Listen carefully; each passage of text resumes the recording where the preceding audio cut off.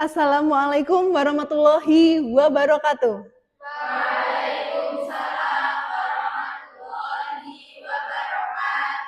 Bagaimana kabarnya hari ini?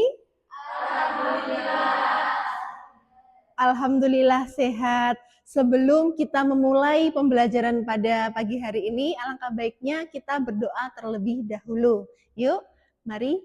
Bismillahirrohmanirrohim. Amin. Alhamdulillah. Ibu cek kehadiran terlebih dahulu. Vika Ainun Nikmah, Putri Nur Aziza, Jenny Titania Putri, alhamdulillah hadir semua. Pada pagi hari ini kita akan melanjutkan materi dari pertemuan sebelumnya sesuai dengan RPS yang sudah Ibu berikan di pertemuan pertama. Hari ini kita akan membahas tentang konsep dasar media pembelajaran.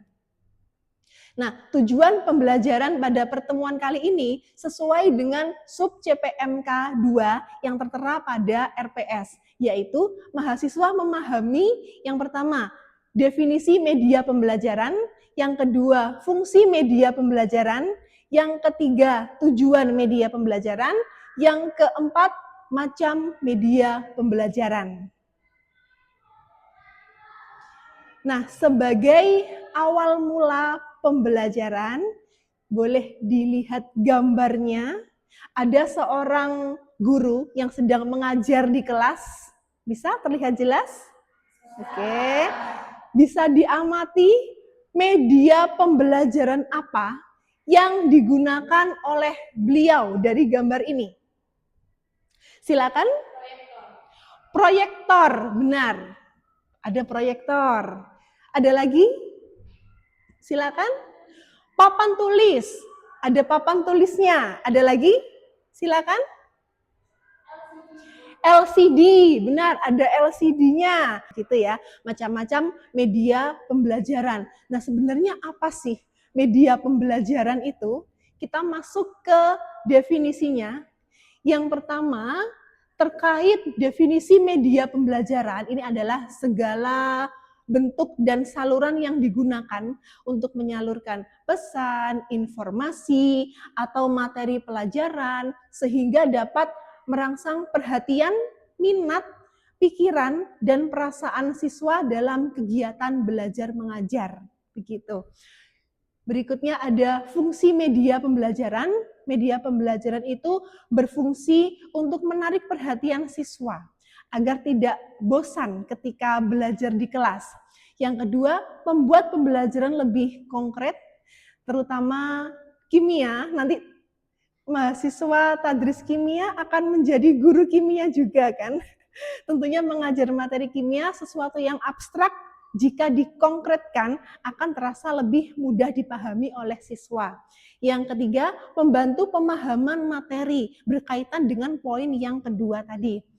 Kemudian ada lagi memotivasi belajar siswa dan meningkatkan interaksi antara guru dengan siswa. Berikutnya ada tujuan media pembelajaran. Mengapa perlu ada media pembelajaran? Yang pertama, mempermudah penyampaian pesan dari guru ke siswa. Yang kedua, menyediakan variasi dalam pembelajaran. Yang ketiga, meningkatkan efektivitas dan efisiensi pembelajaran. Berikutnya ada membantu siswa memahami materi dengan lebih baik dan mengoptimalkan hasil belajar. Jika siswa mudah dalam memahami materi, tentunya akan bisa meningkatkan hasil belajar mereka, atau kita menyebutnya dengan hasil ulangan gitu, nilai ujian seperti itu. Mengapa alat teknologi itu penting dalam pembelajaran? Nah, alat teknologi itu digunakan dalam media pembelajaran. Pentingnya dapat meningkatkan interaksi dan keterlibatan siswa, serta mempermudah akses ke informasi dan sumber daya belajar.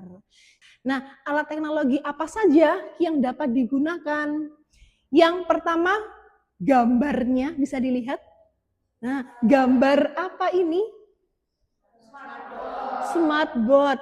bendanya ada di depan kita. Sering kita gunakan, bahkan setiap hari perkuliahan kita menggunakan smartboard. Ini termasuk alat teknologi yang memungkinkan interaksi langsung dengan siswa, jika di sini dengan antara dosen dengan mahasiswa, kalau nanti kalian jadi guru, antara guru dengan siswa, dan dapat memfasilitasi presentasi visual, kolaborasi, dan partisipasi siswa agar lebih aktif. Alat yang kedua, ada anak kecil yang memegang apa ini? Handphone, seperti bermain game. Ada namanya aplikasi pembelajaran gamifikasi, jadi berbasis game. Ada juga di kimia untuk meningkatkan pemahaman siswa melalui games. Mengapa kok harus ada gamesnya? Ada pendekatan permainan yang bisa meningkatkan motivasi siswa melalui kompetisi yang menyenangkan. Apalagi anak-anak sekarang kan suka games, HP gitu. Tapi tentu ada batasannya, tidak melulu menggunakan game di HP. Alat teknologi ketiga yaitu konferensi video. Ini sering kita gunakan, yaitu Zoom, ada lagi Google Meet, betul, Google Meet, konferensi video untuk pembelajaran jarak jauh. Bisa digunakan kapan saja dan di mana saja dari tempat yang berbeda-beda. Gurunya di lokasi A, siswanya di lokasi B, C, D, E, bisa melaksanakan pembelajaran bersama-sama. Alat yang keempat ada sistem manajemen pembelajaran. Ini suatu platform, sistem manajemen itu. Platformnya untuk mengelola dan menyampaikan materi pembelajaran yang memudahkan untuk distribusi materinya, tugas-tugasnya, mungkin ada link video yang dimasukkan ke dalam platform itu juga bisa. Jadi merupakan suatu kesatuan. Bahkan siswa mengumpulkan tugas-tugasnya di dalam platform tersebut juga bisa. Yang kelima ada simulasi dan visualisasi 3D. Bisa dilihat gambarnya, jelas?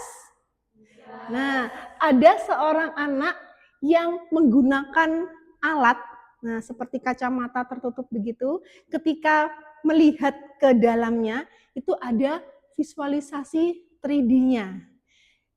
Bisa menciptakan pengalaman belajar yang lebih imersif dan meningkatkan pemahaman konsep melalui visualisasi 3D. Yang keenam ada aplikasi pembelajaran seluler.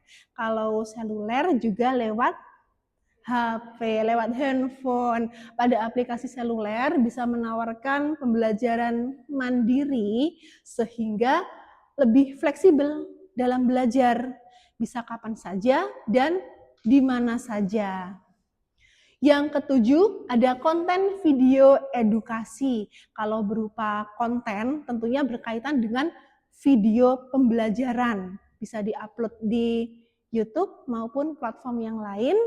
Merupakan sumber daya yang mudah diakses juga dan beraneka ragam untuk berbagai topik. Nah, itu tadi macam-macam alat teknologi. Tentunya kalian mahasiswa Tadris Kimia juga akan menjadi guru kimia. Mengajar di kelas, materi kimianya juga bermacam-macam, menggunakan media pembelajaran juga. Nah, jika kalian menjadi guru kimia, media pembelajaran apa saja yang dapat digunakan untuk mengajar materi-materi berikut? Bu Sintia ada 4 materi, larutan asam basa, geometri molekul, laju reaksi, dan struktur atom. Ini akan dikerjakan secara kelompok, 4 kelompok, kelompok 1, kelompok 2, kelompok 3, kelompok 4. Bisa dipahami? Bisa. Oke, baik, silakan bisa diputar mejanya. Silakan berdiskusi kira-kira media pembelajaran apa ya yang bisa digunakan.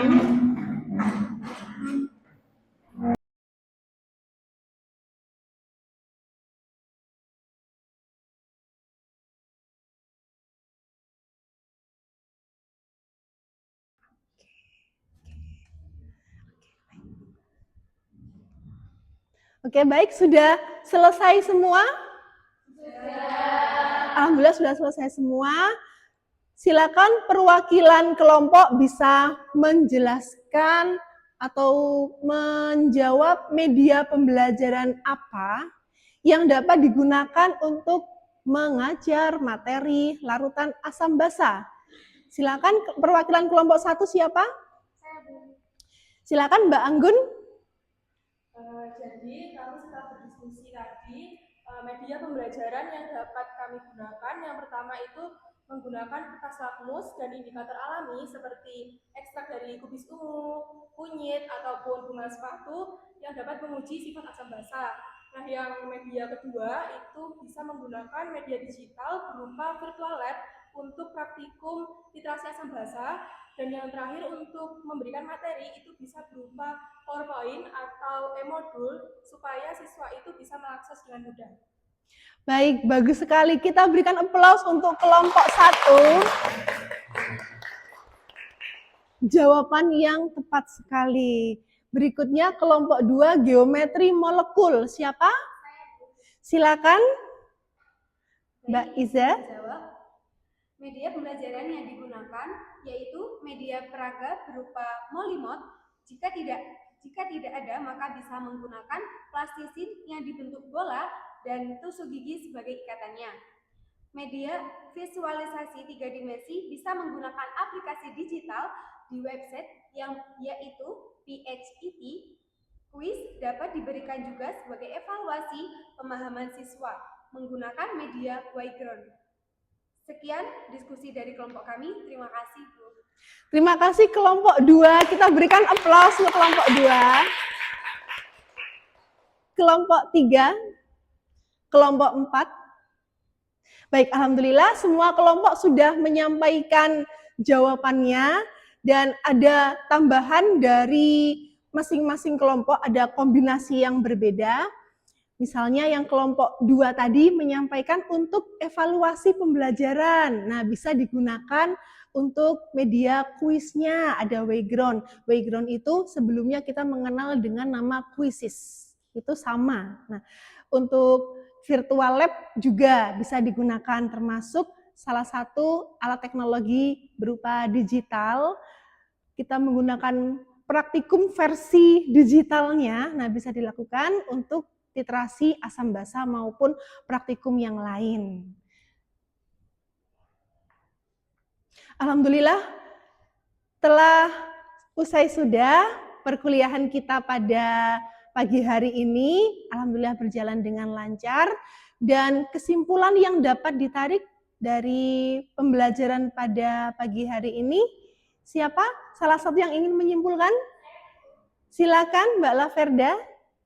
Jadi kesimpulannya, alat teknologi yang tepat dapat meningkatkan pengalaman belajar dan hasil pendidikan, sehingga pembelajaran pun lebih maksimal dan juga efisien. Baik, terima kasih. Kesimpulan pada pagi hari ini, alat teknologi pembelajaran penting digunakan untuk meningkatkan pengalaman belajar dan hasil pendidikan, sehingga pembelajaran bisa lebih maksimal. Begitu. Sudah bisa dipahami? Sudah. Alhamdulillah. Silakan bisa diputar lagi kursinya.